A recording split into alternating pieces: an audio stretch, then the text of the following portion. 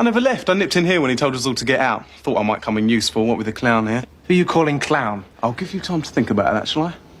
Look, I've got a gun. I'm serious. Don't you think I'm serious? I don't know, what's your star sign? I'm wearing a shirt and tie today because, frankly, the market value has crashed on the whole wearing a hoodie in the middle of a heatwave concept. Welcome to the Press Gang Readers Commentaries, where we're taking a deeper dive into The Last Word, Part 2. And there are a lot of details to pick up on, as you've probably seen from the length of this video. Spoiler warnings for what's ahead. Before we get into it, please give the video a like. And if you're not subscribed yet, well, Colin would want you to. Speaking of Colin, here's Rich Johnston from pop, comics and culture website Bleeding Cool to recap and talk us through the excruciating month-long week between parts 1 and 2. The Last Word, the two-parter.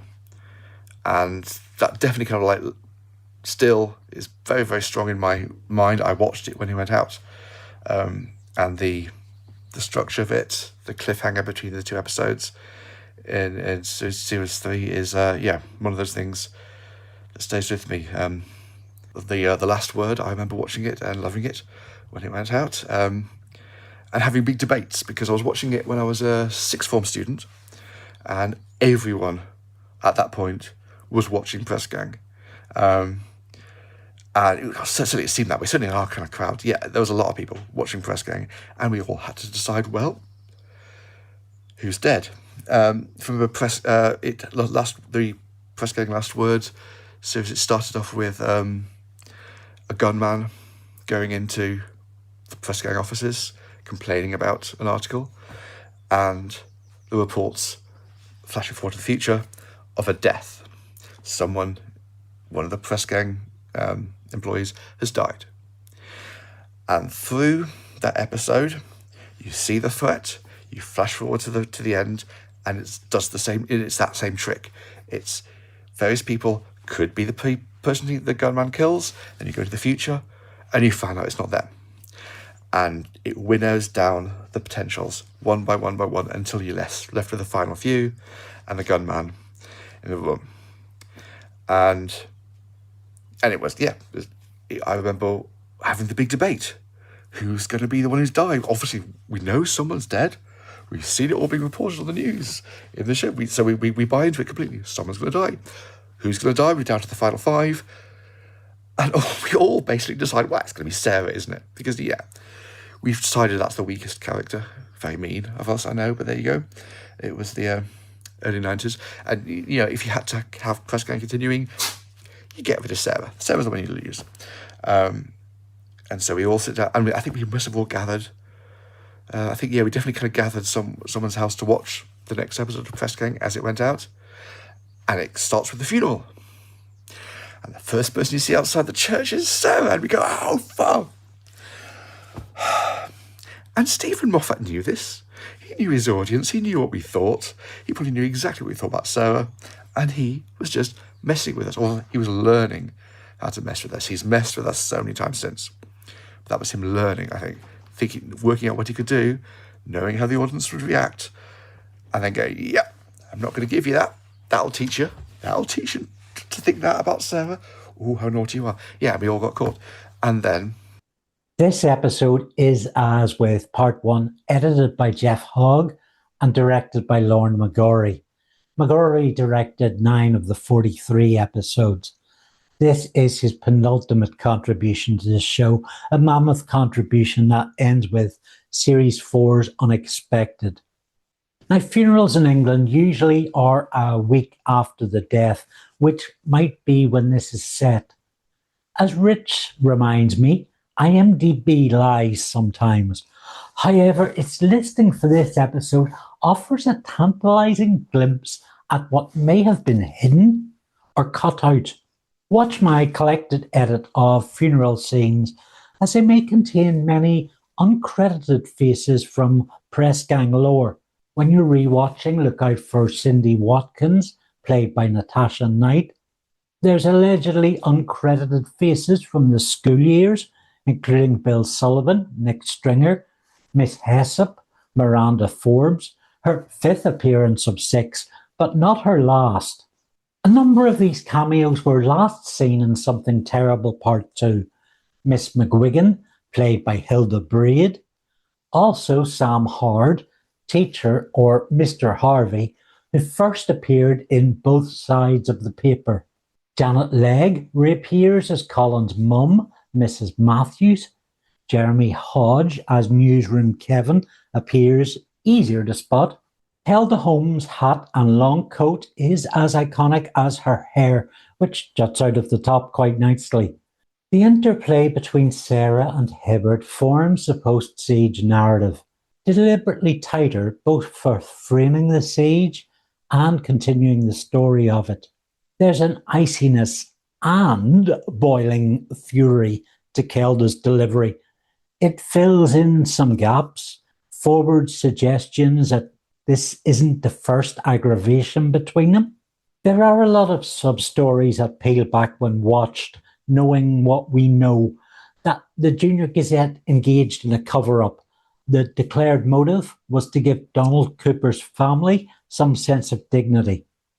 The less lighted motive was editorial opinion that the police escalated the situation to where it became dangerous. At the end of the episode, Spike challenges Linda on the point of keeping Cooper's identity a secret.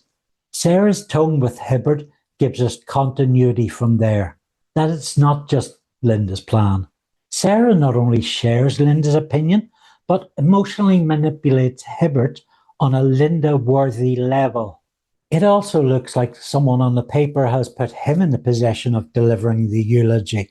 Not knowing what he's going to learn over the course of this episode, the junior paper's staff have him cornered. Echoes of their treatment of Cooper in Part 1. Sarah and Hibbert's face-off is tense. HUGH QUARSHIE gives an excellent performance, no nonsense, intelligent, making Hibbert's points as quickly and firmly as the script requires. Back at the siege, the lined-up hostages give par excellence expressions. Sarah, ever watchful. Colin, autistically skittish, puzzled. Spike, aware and despondent. Kenny, the same, tired and teary-eyed from his brush with death. And Linda, arms crossed with singular determination, still in control while the clown paces the room. I get like that when I really need to pee. Might be your mother now. Probably wants to know how long you'll be. Tell her you're down to the last 5. No talking! Or the thin blue line is wanting a word. Kenny's still helpful even with a gun pointed at him. I wonder how much of Linda's compassion for Donald is Kenny rubbing off on her. Moffat throws 2 ideas into the mix that change the story's course. Someone's in the dark room, and there's a call from Billy Homer, flanked by Tiddler. Billy is one of my favourite supporting characters. In Andy Crow's last speaking appearance, he gives away a valuable plot point. The 2 ideas in spin build up, so we're expecting one of them to be the next incident. The dialogue about the mask is almost background, and the surprise of the unmasking raises the dramatic stakes. Christian Anhalt, naturally sweaty as anyone in a rubber mask, looks desperate, scared, and fevered. And of course the scary clown is called Donald. We have Christian Anhalt playing the gunman here. Older viewers might remember his dad as being one of the stars of Space 1999, but for us Doctor Who fans, we'd remember him from the last series of Doctor Who, where he played a young soldier in The Curse of Fenric. Incidentally, there's currently a signed photo of Anhalt on eBay wearing the mask. If that's your fetish, I do not judge where Press Gang is concerned. Moffat has been great at powering this story with a number of big beats. The drama of the siege, Colin's re-entrance, Kenny and Spike's challenge, the isolation of the final 5, big sensationalist moments propelling the story forward, all underwritten with a bonanza of wonderfully funny dialogue. With Hibbert's story, Moffat plays us, the viewer. At the moment of disclosing the gunman's identity, we're in the dark on the victim's identity. Hibbert knows what we do not, and so there's more complexity. His motivation to find the killer is answered here. In his character journey, he's at step 5 of Dan Harmon's story circle. He gets what he wants, and he's about to enter step 6, paying a heavy price for it. Hibbert is one of the most important characters in The Last Word. Yet for the most, Qwarshie is restricted to reaction shots, so his performance is no mean feat. I was going to ask Sam of the graphics department. Sam, she's a blonde. You'll have seen her in this episode. Anyway, I was going to ask her to prepare a special graphic to introduce our feature focus on HUGH QUARSHIE, but apparently she's being held hostage at gunpoint somewhere. Likely story. We'll get right on it.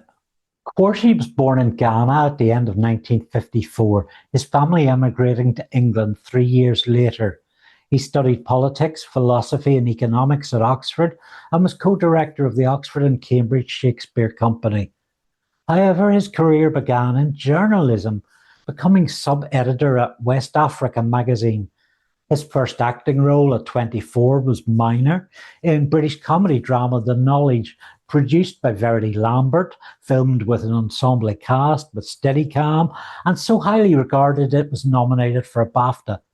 In 1981, he'd appeared in the BBC's critically and sexually critically acclaimed production of A Midsummer Night's Dream, the same year beginning a long, strong relationship with the Royal Shakespeare Company, to where in 2005 he'd become an associate.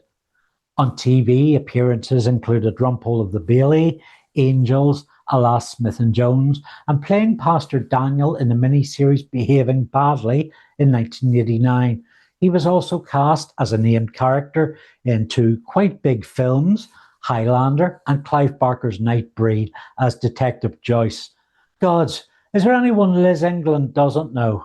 Soon after The Last Word, he'd start a run of 20 episodes of Medics. Yes, that is Tom Baker and Sue Johnston, both series regulars. Qwarshie played research consultant Dr. Tom Carey.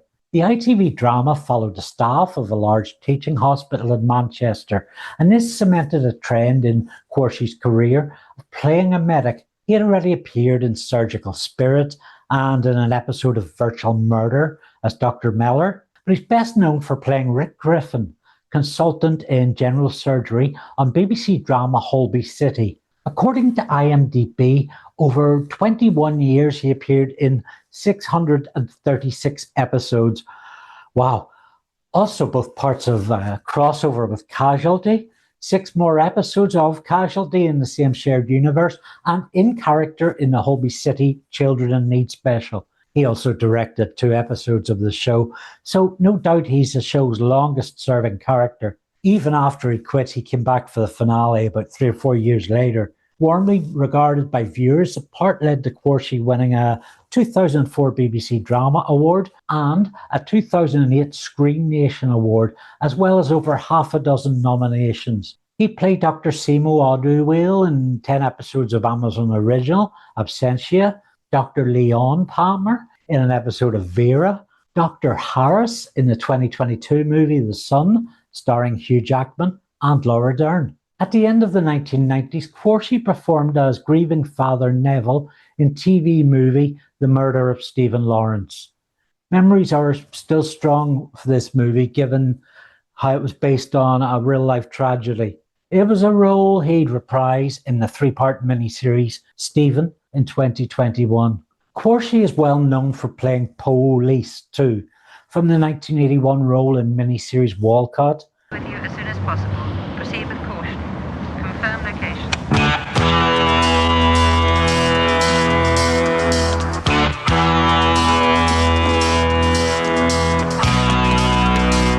There, George Harris was the lead, the first British cop drama to have a black actor in the lead role.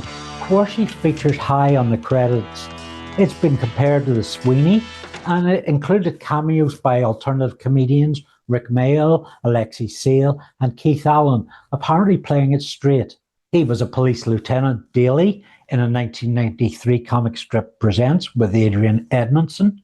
DCI Ron Craig in 6 episodes of 1995 miniseries She's Out. He also shows up in The Chief, In Deep, The Bill and Silent Witness, among others. This year he's in BBC conspiracy thriller The Capture as Commissioner Yates for 6 episodes. And I can't leave this without talking about his close affinity with science fiction. In the 1992 reboot of The Tomorrow People, he was in 6 episodes playing Professor Galt. Galt was the antagonist of the first series, doing energy beam traps, smuggling a kidnapped boy through customs and such like.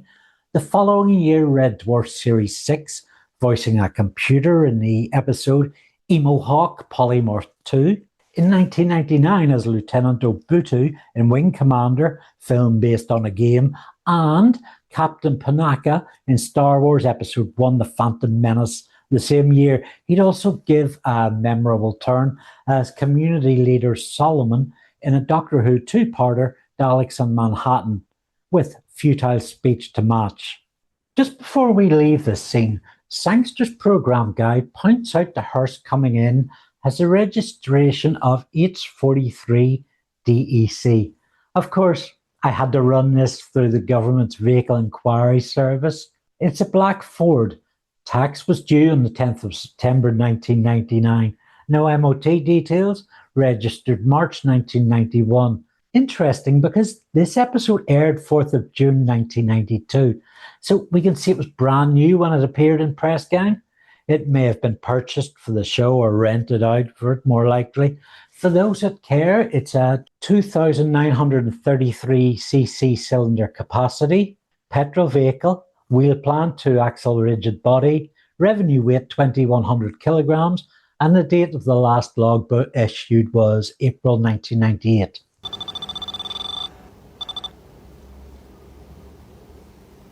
Come on, come on, come on. So Linda and Donald vie for control, with chemistry between Sawalha and Anhalt electrifying the battle of wills. My eye was drawn again to the broken mirror, looking over the shoulder of the hostages, the shadow of the first gunshot. Behind Spike, it has a sticker on it for The Punisher, Marvel Comics Kill All Criminals Vigilante. This dates from 3 years previous, either to publicise a movie starring Dolph Lundgren, or more likely a free gift with the first issues of Marvel UK's reprint comic.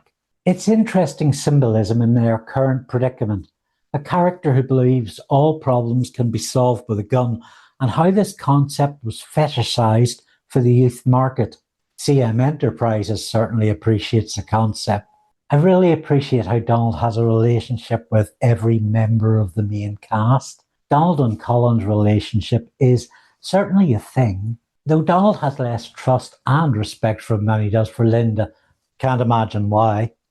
The silver-tongued marketing patter is only for background, while Sarah makes her move, and marketing patter is entertaining while not looking for funny haha. Just for kicks, here's a zoom in on the card Fraz slips Sarah, which appears to be a military band with a trombone player. So the two in-motion ideas, the dark room and Billy's email, reach fruition. Fraz's plan gives us a high-action set of beats, which spares little in setting the heart racing. For the first time we see Donald shaken to the core. Fraz uses his brawn, but Spike his brains, making the confusion work for him to get the upper hand. What is going through Donald's head as he squeezes the trigger? Was it just to see them scared? Anhalt expresses how he looked like he intended to shoot Fraz. There's definitely a seed of underlying sadism in Donald that reappears here. The dropping of the gun isn't forgetfulness of a second gun, but about manipulation. His moment of performed despair isn't an acknowledgement of defeat, as it seems to be. It's a breather for him to let go of the stress of everyone around him on eggshells, and to think, does he want to prove his superiority over them?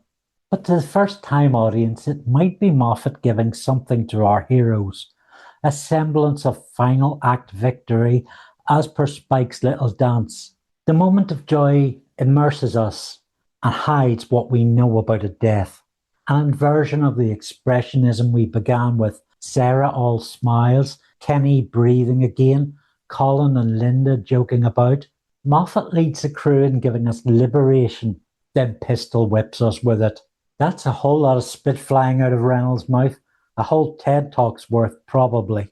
26 seconds of funeral footage, and we return with a stretcher, presumably given to Spike meeting an ambulance crew at the door. The sudden shocking turn in the script opens up a number of practicalities. It accelerates the contest between Linda and Donald and reduces the hostages by half. How else is a little worm like you going to get himself noticed? Frankly, it's not going to be charisma. Linda. What? I don't know what this means, but Colin says don't throw the ashtray. And again, Moff uses humour to serve a story.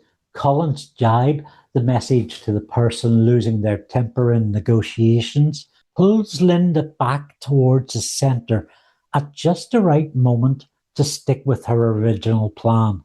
Moffat and most writers have denied this is a guns issue story, or words to that effect. While the news team may not quite occupy as built a world as ours, the real players do. The Last Word aired a few years after the Hungerford Massacre, and law prohibiting rifles, shotguns and explosive ammunition. There were certain exemptions. The Deer Act of 1991 mandated use of expanding ammunition for deer stalking or for game shooting. In March 1996, the tragic Dunblane shootings occurred, 40 miles from the Moffat family homestead. The shooter murdered a teacher before turning the gun on himself. The massacre inspired a much more serious mass shooting in Port Arthur in Australia. After the inquiry into Dunblane and mass public petitioning, Great Britain introduced two 1997 Firearms Amendments Acts. These effectively banned private possession of handguns with few exceptions. The ban didn't apply in Northern Ireland, and UK Olympic shooters were sent to train there. Bizarrely, as Northern Ireland was trying to broker an end to a 30-year armed conflict at the time. Given the severity of events at this point in the story, we could allow to ask ourselves why Linda hasn't told Donald that plan. Well, because it doesn't suit the scriptwriter. But we could say because she holds it over him, as control, as weapon. A transition mix shows time has moved on.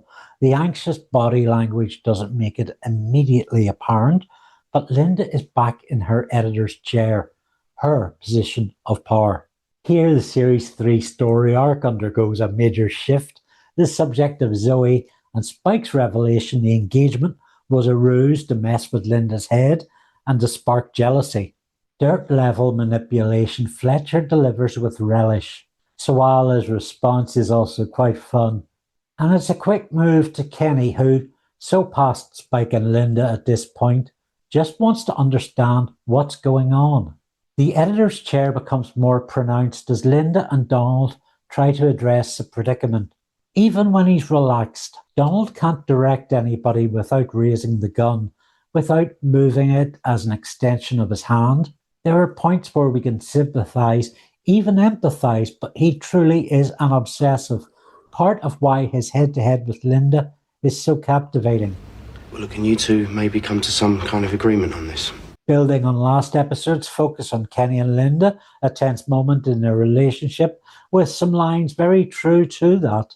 Despite Kenny's visible willingness to follow through, it's tempting to headcanon this face-off as having lingering unresolved effects vis-a-vis Kenny goes to Australia. This is their final defining moment together. Obedience, conscience, and at its heart, trust. Can you just do as I tell you? That is the nature of our friendship. And then number 2, and a game of one-upmanship. Linda angry because the control is being taken out of her hands by the two men in the room. Spike wears his own mask of revelling. In staying with Donald, he's also the White Knight, slaying a dragon. On the other hand, if you do, boys, you're about going to be in a sling for lying about Zoe. I'll be there, trust me. Yes, he will. foreshadowing the next episode. Pondering his course all through this final scene, Donald's already made his decision. His next move is his original manipulative mission statement. I just wanted to give you guys a scare. Spike is kept around because he's a man, referring once more to manliness. The fallacy men live with violence and gore, and frail women are apart from it. Also tapping into the fact that men are more likely to commit suicide and be victims of self-harm. Absolutely spine-chilling performance. Christian and Dexter's vocal skills, their range, James Davis's photography, and how Lorne McGorry has a shot lined up, and, if you'll pardon that expression, Jeff Hogg cutting it all into a perfectly flowing piece of action. I recall watching this at the time and finding it utterly nerve-wracking.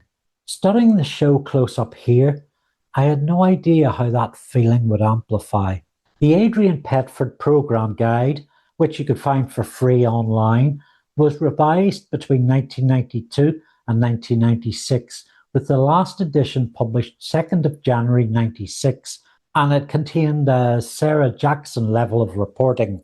Most shockingly, that the last word may have been conceived to write out Dexter Fletcher. Bluntly, Spike would have been shot and killed in this scene. So let's get into that. Fletcher was unsure if he wanted to commit to Series 4, which filmed right after Series 3. Heck, he was unsure about committing to Series 3. As per Sandra Hastie's requirement, actors sign on for both series, which I'm calling Sandy's Rule of 12. Hastie was forced to bend and break the rule to accommodate Lee Ross, and might have done so for Fletcher the same way. She may have been as flexible or not flexible because Dexter was the leading man and a recognizable face attached to much of the show's identity and success.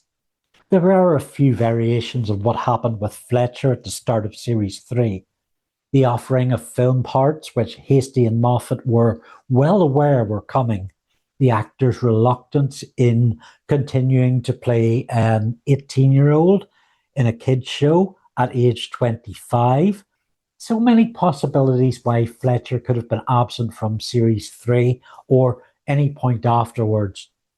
One version of the account said Fletcher wasn't going to do Series 4, then changed his mind. Stephen Moffat had a version of this story which ended with no more Spike. The idea of a character's death may have been linked to a simple miscommunication with Fletcher's agent. His agent at the time was his mother, who quit her teaching job to represent her sons, as well as several of the young press gang cast. Perhaps with the rapid assembly of Series 3 and 4, a show they'd all thought had ended, and young actors, not child actors, confusion was bound to arise. We certainly get the fear of Spike's death as viewers of this scene. Whether the actuality of that ever made it to a script is unknown. Stephen Moffat certainly considered what would come next. Breakfast at Czar's fanzine editor Stephen O'Brien interviewed Sandra Hastie in 1994. The producer referred to contingency plans for Fletcher to leave before Series 3. It's conceivable these may have come up again following the last word. This way, an alternative Series 4 would have introduced a new male lead with a very different relationship with Linda. It wouldn't initially begin as romantically entangled, but would be familiar yet different. I trust in Moff and the cast to tell stories of grief, but killing Spike violently would require too much recovery. This new after-school press gang, insecure in its footing, would be mentally associated with not having charismatic Fletcher. Fans would likely abandon the show, unimpressed with any new character, and often when a lead character leaves a show, other leads follow quickly. The Lord's My Shepherd, Psalm 23, is a hymn recognisable for its appearance at funerals. There's a repeating two-line refrain, "For your endless mercy follows me," which can allude comfortably to Linda's actions as to Donald's memory, and the following line, "Your goodness will lead me home." All through the episode, Moffat has utilised the funeral flash-forwards to expand on the reveal of who survived and who didn't. Teasing the viewer occurs through playing with our expectations. He keeps winning it down, and it comes down to, in the end, to Spike and Linda. And there's it's taken, I mean, this is what the show's been about, these two, and it's taken out of one of these two is going to have to die. We now know this. We've been told.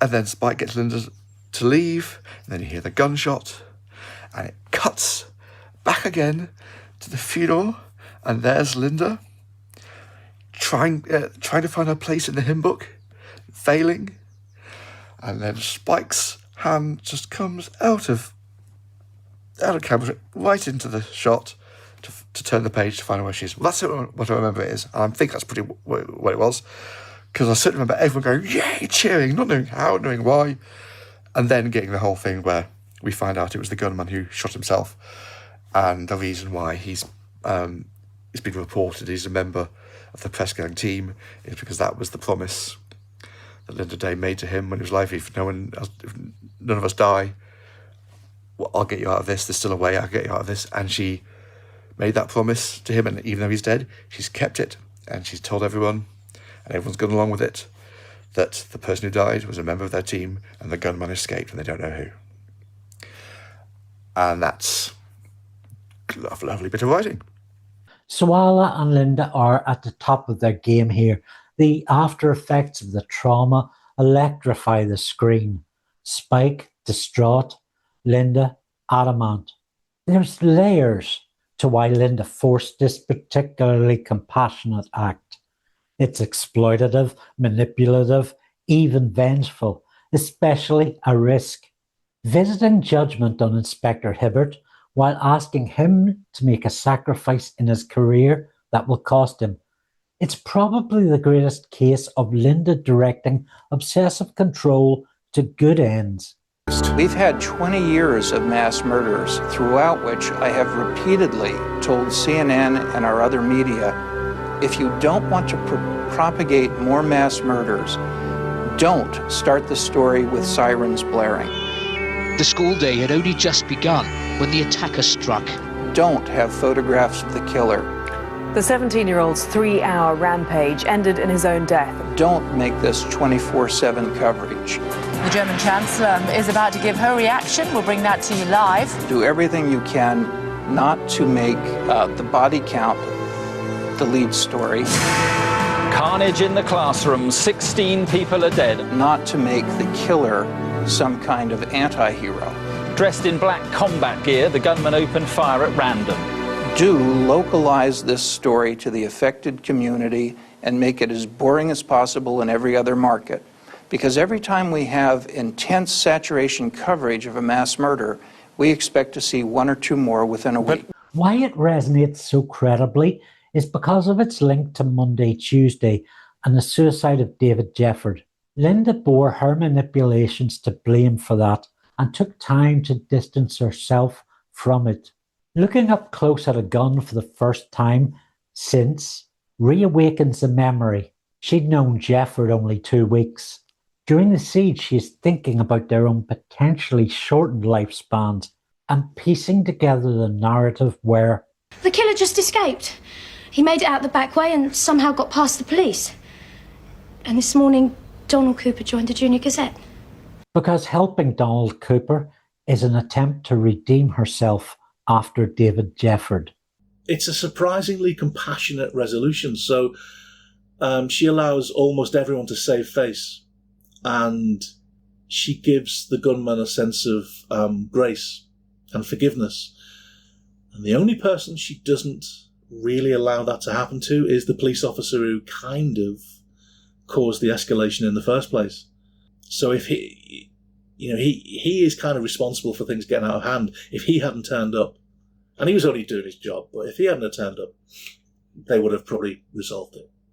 The Chekhov's gun of Hibbert's narrative is a slow boil, but the eulogy is an immensely satisfying twist. The cover-up is the Junior Gazette in a damning indictment of Northbridge Police, but also their own journalistic honesty. That the two groups work together in the last word is either a heroic moment or compounding of wrongs. I did use filming the funeral scene with its solemnity was a challenge for the actors, and this is why. Press Gang Series 1 earned the crew a Royal Television Society Award for Best Children's Drama and Light Entertainment. Rest in peace, David Jefford. Your sacrifice was not for naught. While filming the church scenes for The Last Word, the crew learned the show had won a BAFTA. This photograph, reprinted from the Breakfast at Czar's Zine, captures Moffat, Hastie and the cast in the church grounds with the award.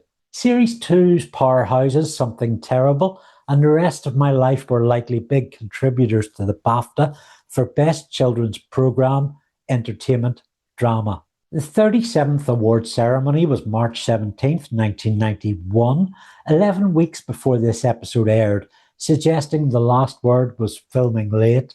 Hosted by Noel Edmonds at the Grosvenor House Hotel in London, the award was collected by Sandra Hastie, who caused a fuss by dropping her earring mid-speech. Seems suitably Press Gang to me. By extension, this two-parter contributed heavily to a second BAFTA TV nomination the following year for Best Children's Programme, Fiction. Unfortunately, they didn't win it. Not to be discouraged, Julia Sawalha won a Royal Television Society Performance Award for Best Female Actor for her work in Press Gang, and she got to attend the BAFTAs the following year when Absolutely Fabulous scooped a few awards. And I believe the producer and the director are here tonight. Is that you? Yes, that's me. I was there. Congratulations. Yeah, I was there. So, I guess Linda got the last word. The scripts for The Last Word are not included with the Press Gang Series 3 DVD. Fortunately, Jim Sangster has read them. There's one interesting cut sequence in this episode from the scripts. When Fraz disarms the gunman, there's a discussion among them about where should we go now. Should we go to Czar's? Until someone reminds them all that Czar's got closed down because they did an investigation into its hygiene.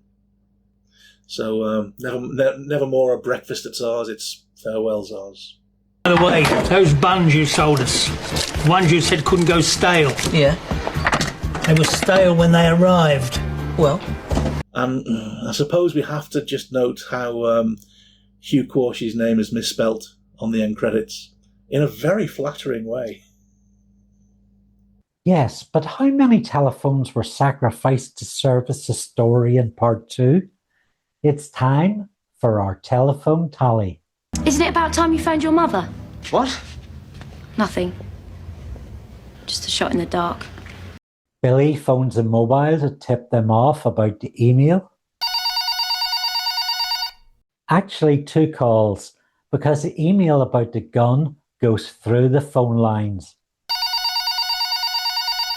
Inspector Hibbert makes part of a call and stops, reflecting an important stage in his character journey. Kenny tells Hibbert they're bringing out Colin with a bullet in him. Press Gang, it's all about the phones. Sangster's book calls this quite simply the best episode of the season. It's certainly the most spoken about, the most written about, and often imitated. Comic book and pop culture expert Rich Johnston with a special report about its legacy and structure. Press Gang, through the lens of Alan Moore. WildCATS and Press Gang. 2 very different pieces of entertainment. One, a comic book, a superhero comic book created by Jim Lee and Brandon Choi back in the early 90s. And Press Gang, well, Press Gang. And when Alan Moore came to write WildCATS in about 96, 97, around then. And he kind of, as far as I could tell, took a plot line, a very specific take from Press Gang, and used it in WildCATS. I I mean, I think it's kind of like pretty clear cut. I mean, you know, Alan Moore is, I mean, he's a bit of a magpie kind of when it comes to writing, grabbing all sorts of stuff all over the place, reinterpreting it in new and interesting ways, and then kind of like presenting it as whole cloth.